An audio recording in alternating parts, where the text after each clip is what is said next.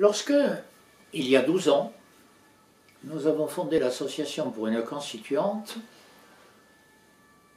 l'idée a pu apparaître sympathique, mais n'a pas eu un écho aussi fort que nous le pensions, alors même pourtant que les événements imposaient une nouvelle réflexion sur la démocratie, après le déni de démocratie qu'avait été le vote du traité de Lisbonne, bafouant le vote des Français du 29 mai 2005.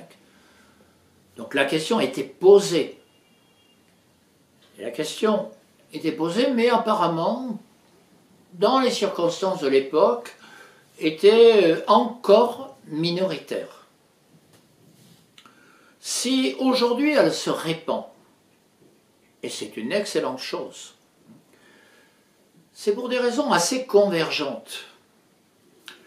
La première, et sans doute la principale, du moins dans l'esprit des citoyens, c'est qu'il apparaît une contradiction de plus en plus nette entre un discours démocratique et une réalité d'un pouvoir qui est de plus en plus dominateur, isolé, personnalisé.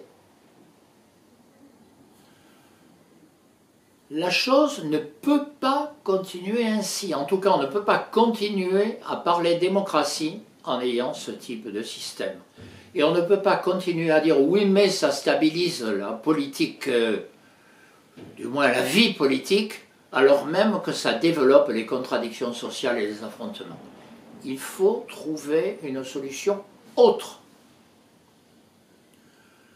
Le mot peuple, qui était jusqu'alors, disons, de plus en plus ignoré et parfois méprisé, reprend une actualité au travers de tous les conflits qui se développent depuis 2-3 ans.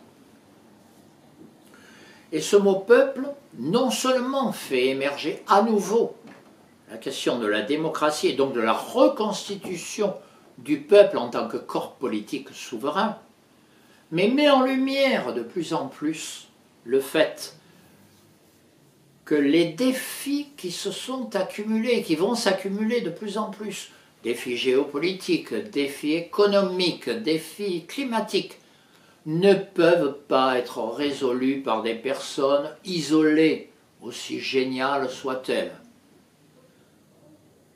Elles ne peuvent être résolues, ces questions, que collectivement. Et c'est pour cela que la démocratie reprend tout son sens. Et c'est pour cela que la reconstitution du souverain, c'est-à-dire du peuple en tant que corps politique, est la question essentielle du moment. La France a besoin de son peuple. Elle a besoin de son peuple pour faire face aux défis du moment.